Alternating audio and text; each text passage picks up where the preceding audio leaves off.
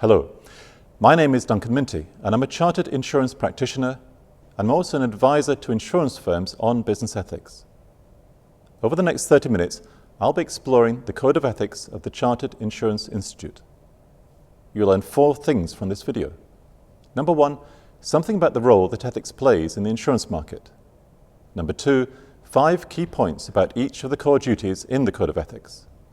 Number 3, how ethics can influence many of the day-to-day decisions that we make at work. And number 4, some skills to help us make decisions in line with the Code of Ethics. So why does the CII have a Code of Ethics? The CII exists to promote the highest standards of professionalism in insurance and financial services. At the heart of that is a commitment to uphold standards of integrity, and the CII sets out what those standards are in a Code of Ethics. I'll be taking a closer look at the 5 core duties that make up the Code of Ethics and illustrating how they work in practice with some case studies. Before we dive into the Code of Ethics itself, let's take a few minutes to explore in a little more detail what it's there to achieve. I think you can sum up what the Code of Ethics is there to achieve in these 7 words. It sets standards of integrity for our profession. Let's pick out a few words from that summary. Firstly, standards. This means having commonly agreed ways of working with others. Secondly, integrity. This means being prepared to do the right thing in how we go about our everyday business. And thirdly, profession. This means it's about your work, about your job, but perhaps most importantly, it's about your career. It's a long-term thing. So if you've ever been asked why insurance people need a Code of Ethics, remember, it's there to set standards of integrity for our profession. Now, you may be thinking 2 things at this point. Firstly, that you sort of know what the Code of Ethics is about. And secondly, that it might struggle to find a place in your busy work schedule. Let's deal with the first of those. If you're able to not only list all 5 core duties in the Code of Ethics, but also explain to a colleague what they mean, then congratulations, you do know enough about the code. But if you can't, then please listen on. There are plenty of case studies here that bring the Code of Ethics to life. So why should the Code of Ethics warrant a place in your busy work schedule? Consider this. Honesty and integrity build trust. Trust builds a reputation that clients and employees value. That reputation builds confidence in your business, which leads to more recommendations, which leads to more business. So in other words, ethics is good for your business. And remember, if you want your professionalism to count to a new client or a new employer, then you need to be able to explain it. This video will help you do so. One small point before we look at the first core duty in the Code of Ethics. Can I suggest that you have a copy of the Code of Ethics handy so that you can easily refer to it as we go along? Okay, so let's start off with the first core duty. And this says, you must comply with this code and all relevant laws and regulations. Seems fairly obvious, doesn't it? A sort of call to do no wrong. But therein lies the danger. We could be tempted to skim over those few words, thinking them a bit obvious. But there's more to them than first meets the eye. The first core duty deserves a closer look because it's the most important of all the 5 core duties in the Code of Ethics. This means that if upholding this core duty conflicts with any other core duty, then this one must take precedence. Now, your first reaction to this core duty may be something along the lines of, I don't break the law, I'm not a criminal. That likely goes without saying, but your professional status requires more from you than just staying on the right side of the law. It means setting an example in how you conduct yourself at work. A reputation for being trusted has to be earned, and this is the starting point. This core duty expects you to be familiar with your professional and legal obligations and to be open and honest in how you uphold them. It's about being aware of the obligations you're under and understanding why they apply to you. And it's about making sure that your firm takes the necessary steps to provide the right working environment to help you do so. Here are 5 things to remember about this first core duty. Number 1, it's not just about your legal obligations, because it includes complying with this Code of Ethics as well. You have to abide by your professional obligations, not just your legal ones. Number 2, is about upholding the spirit of the law, not just the letter of the law. This means understanding not just what a particular regulation says, but also what it is there to achieve. Number 3, it's not just about the regulations of the Financial Conduct Authority, important though they are. It covers all laws and regulations, from bribery to data protection and the environment. Number 4, it's about showing responsibility and leadership, because people will look to you to set an example of how things should be done. That's what being a professional means. And number 5, it's about staying tuned into your obligations, because they apply to you personally, whatever your job title may be. Okay, so let's look at our first case study, and it's about the handling of some flood claims. You're working in the claims department of an insurance company, handling household claims. There's been a surge of flood claims, and your network of repair contractors have been working flat out. However, you notice several jobs completed by one particular contractor have quickly resulted in customer complaints, and checks confirm that their work had been below standard in each case. You arrange for more reliable contractors to contact the complainants to sort out the botched repair work, and you take steps to remove the rogue contractor from your list of authorised repairers. Can you now file this problem as resolved? Do you see doing the right thing as reacting to problems, or does it involve something more proactive? Having recently attended a training course in claims and complaints, you recall there is a regulatory obligation on your firm to think beyond just those who complain. They're the tip of a potential iceberg. Below them are customers who also had repairs undertaken by the rogue contractor, and it's likely that some, perhaps many of them, will have received botched repair work as well. With a report listing all repairs done by that rogue contractor following the recent flood, you cross out those who have already complained and arrange for a claims inspector to make contact with the rest. The feedback you eventually receive from her is positive. Some did have problems that needed sorting out, but every one of them were impressed with your customer service.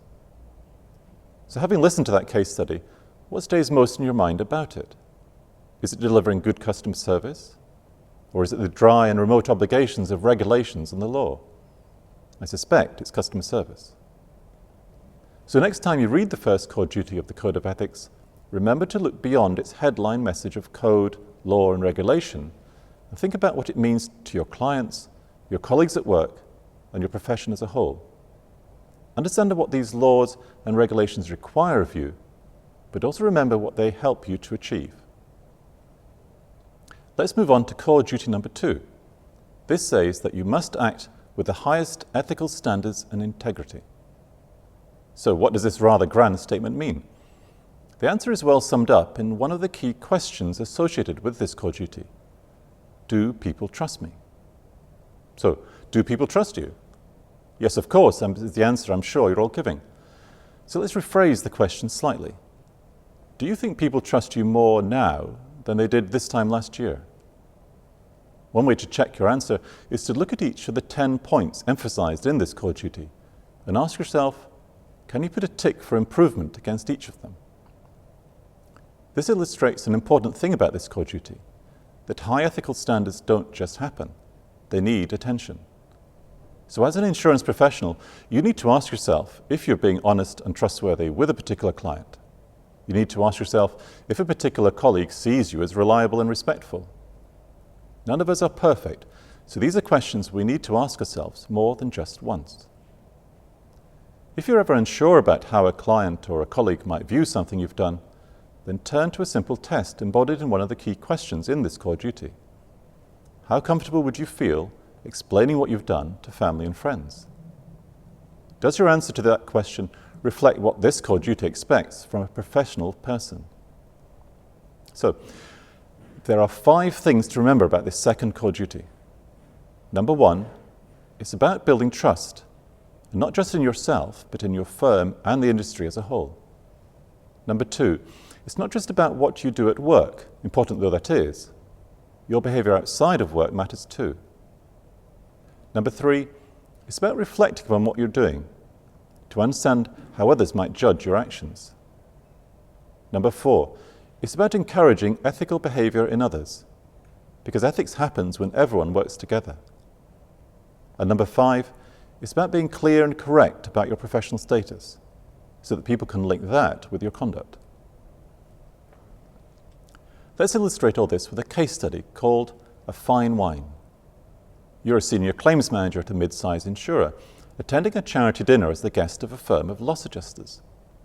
It's been an enjoyable evening, helped along by the excellence of a particular wine that your host has arranged for the table. You mention that it's one of your husband's favourite wines. That weekend, a case of that very same wine is delivered to your home address, with a friendly message for your husband from the adjusting firm. You access your firm's intranet site to check its business gifts policy and find that it covers employees, but not spouses. Does acting ethically mean that you follow the rules about what you have to do? Or does it mean being guided by what you think is the right thing to do?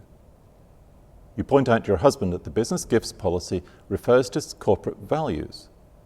You then email the loss adjusting firm asking them to arrange to take the wine back. Later at work, you report the issue to the procurement manager and suggest that he puts a warning flag on that adjuster's account. This case study shows that making decisions according to the highest ethical standards often involves reflecting upon the underlying values involved, as well as looking at an issue from more than just one perspective. Okay, let's take a look at core duty number 3. This says that you must act in the best interests of each client. Acting in the best interests of a client is something that we often hear talked about, but perhaps not often explained. That's what's so useful about this particular core duty. It drills down into the detail and then supports that detail with questions to check our understanding. Those questions are important, for one skill that differentiates a professional from others is the ability to stop and reflect upon your actions. In fact, you could sum up this core duty as a 2-stage process. Firstly, reflect upon what you're doing and why. And secondly, if it's not serving the client's best interests, then don't do it. On the face of it, this core duty is quite detailed, but in fact it all boils down to information and how we handle it. What do you know about the product and the service? Do you understand what the client needs? And are you respecting what the client has told you? What does the client need to know, and how can you best communicate that to them? It would be nice to think that there's always a clear-cut answer to questions like these, but that's not often the case. So what this core duty tells us is, if in doubt, always put the client's best interests first. And if it's a complex situation, then it's often a good idea to talk it through with a colleague. So here are 5 things to remember about this third core duty. Number 1, it's about knowing your client, because otherwise you won't know where their best interests lie. Number 2, it's about putting their interests ahead of your own, even when they may appear to be at odds. Number 3, it's about being open and honest with yourself, with colleagues, and with clients. Number 4, it's about committing to this as a firm, because it's got to be part of your firm's culture. And number 5, it's about your firm rewarding you for doing so that the firm's interests are aligned with the client's interests. Let's illustrate all this with another case study called Investigating a Claim. You're a claims manager at a large insurer, reviewing the file for a commercial property loss. A junior member of staff thinks there's something odd about it. The insured firm rings the bell and you realise it's where your brother-in-law works. You review the file with interest, but increasingly with concern, for it does raise some questions. It may all be quite above board, but you have to decide whether to have it investigated further. That will delay settlement, with repercussions for the firm, as the loss involved vital production equipment. From what your sister says about the firm going through some hard times, that could put jobs at risk. So, do you raise this as a conflict of interest and hand the file over to someone else to deal with? Or do you keep quiet and pass the file through for settlement? You decide to talk over the problem with a colleague, and as a result, forward the file to another manager with a note outlining the conflict of interest, but with a request for it to be looked into quickly. We all want to act in the best interests of a client, but this case study shows that in doing so, we can sometimes face difficult choices. It also shows that a good way of finding the best way forward is to talk the matter through with someone. A problem shared is a problem halved. Let's move on to core duty number 4. You must provide a high standard of service. You may wonder at first what service has to do with ethics. After all, customer service is an everyday activity in insurance, from talking with policyholders about their claims to advising a client on the most suitable cover. Let's take a step back and consider for a moment what people think good customer service looks like. Research in 2010 found that 53% of financial services customers described good customer service as providing the service that was promised, and 51% described good customer service as honesty. And therein lies the connection with ethics. A high standard of service is built around trust. You can invest in answering the phones faster or turning correspondence around quicker, but what really matters to customers is what you say in those communications and how that relates to what you've promised. There's another dimension to this core duty that shouldn't be overlooked. It's not just about customer service. It also covers how you and your colleagues get on with each other at work. So if a colleague goes out of his way to do something they promised to do for you, or you really appreciate the way in which a manager asks you to do a difficult job, then you feel that your interests have been listened to, and as a result, you feel more satisfied with your place of work. This fourth core duty also talks about something that can often be forgotten when seeking to achieve a high standard of service: the ability to listen and take on board what people are telling you. There's no point investing in service improvements around something that customers don't have as a priority. That's why understanding what customers value most should underpin how you achieve a high standard of service. So, here are 5 things to remember about this fourth core duty. Number 1, it's about putting the client first and building the services you provide around them. Number 2, it's about being accurate and straightforward with clients because they value that the most. Number 3, it's about knowing where your abilities lie and seeking help where necessary. Number 4, it's about keeping up to date with best practice and making sure that your team does too. And number 5, it's about listening to feedback and using it to do things better. Let's illustrate all this with another case study called A Different Perspective. You work for a leading insurer as the manager of one of its personal motor claims departments. You notice your team often gets clogged up with simple phone calls from claimants asking about when their repair will be authorized. It's something that a lot of people seem to be concerned about, and you're aware that the time it can take varies quite a lot. What irks you most is that your department's targets focus on other things like answering the phone or a piece of correspondence. But when you meet them, it doesn't seem to have any effect on how your customers rate the service your team provides. Do you use your insight to improve client service, or do you stick with the targets you've been given? You decide to do some internet research and find articles that confirm time to authorize as a customer favorite. You prepare some proposals for management, expressed from both the business and customer viewpoints. It stirs up a bit of a hornet's nest with the motor engineers, but hits the mark with the director of claims. A high standard of service can sometimes be a challenge to achieve, but as consumers consistently rate it as their top priority when dealing with a company, it is bound to produce results for your firm. It is also likely to make your everyday work more satisfying. After all, we're all customers ourselves, and treating others how we would like to be treated ourselves is a valuable yardstick. This brings us to the 5th and final core duty, which says that you must treat people fairly, regardless of age, disability, gender reassignment, pregnancy and maternity, marriage and civil partnership, race, religion and belief, sex and sexual orientation. So, this core duty seems to cover quite a lot of issues. However, they can all be summed up in 2 words: equality and diversity.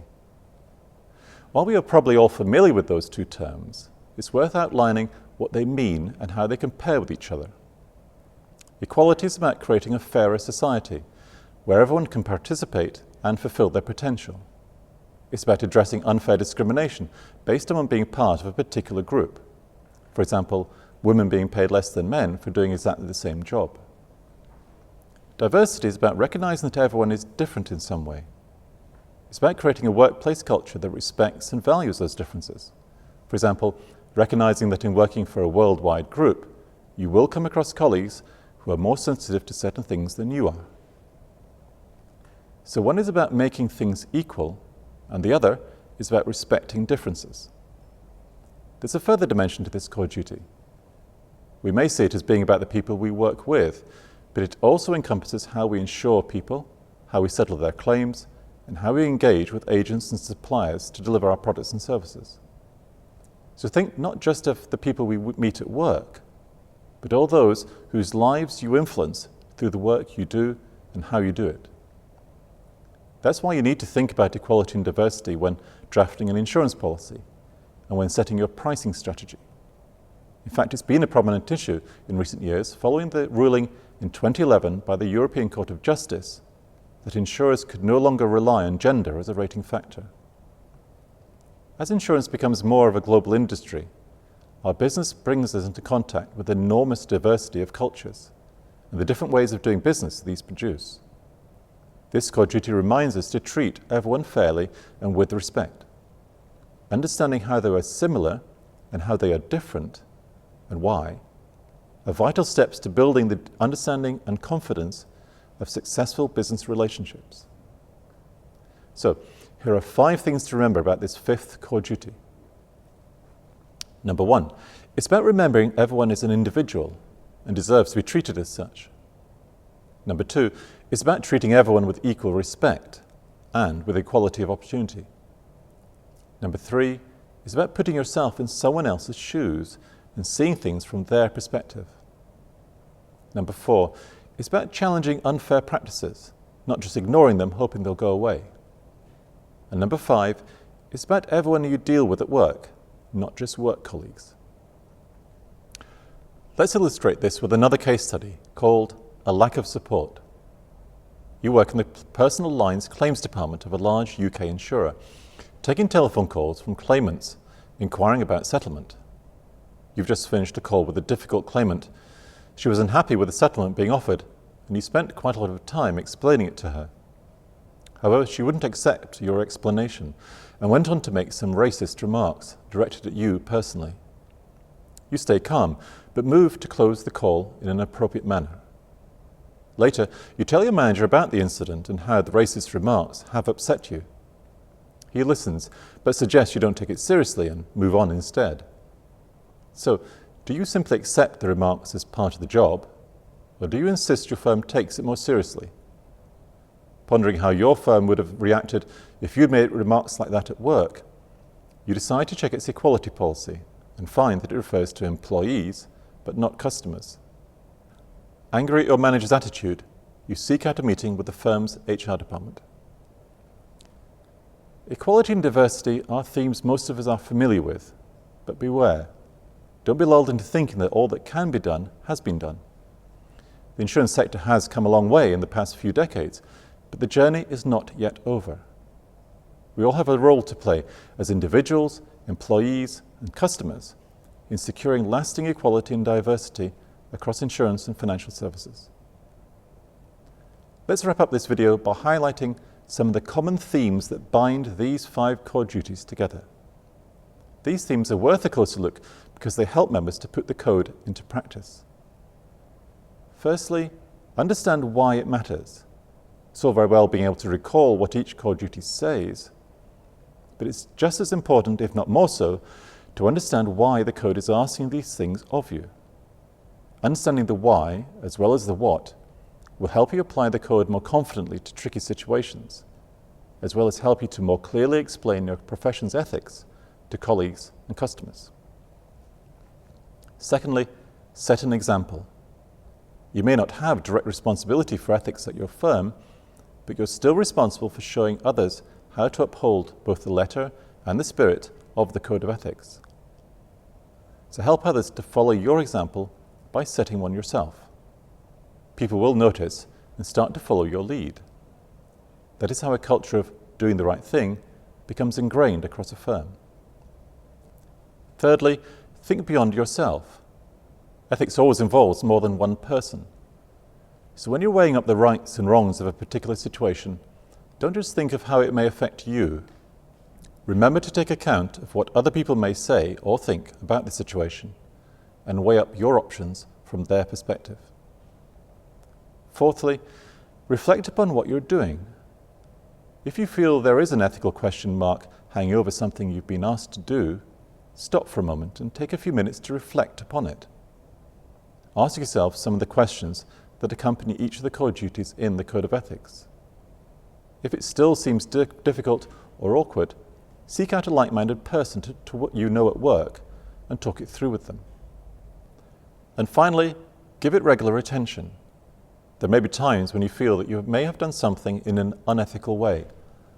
None of us are perfect, but we can always learn from a situation and be prepared next time round to make the better choice. Being familiar with the Code of Ethics will help you in such situations, as it can guide you on where and how you may have fallen short. Now, the 5 common themes I've just outlined resemble what might be called ethical skills. Ethics can sometimes be tricky. Between the clear do's and don'ts are grey areas which these ethical skills will help you tackle. Remember as well that these skills are not particularly unique to ethics. They will help you with many other kinds of situations that you'll come across at work. So, thanks for your time, and I hope you find this look inside the CII's Code of Ethics interesting. If you go to the ethics section of the CII's website, you'll find a range of other learning resources on ethics. For example, an online ethics course and lots of guidance papers. They've all been tailored to the insurance industry. Thank you and goodbye.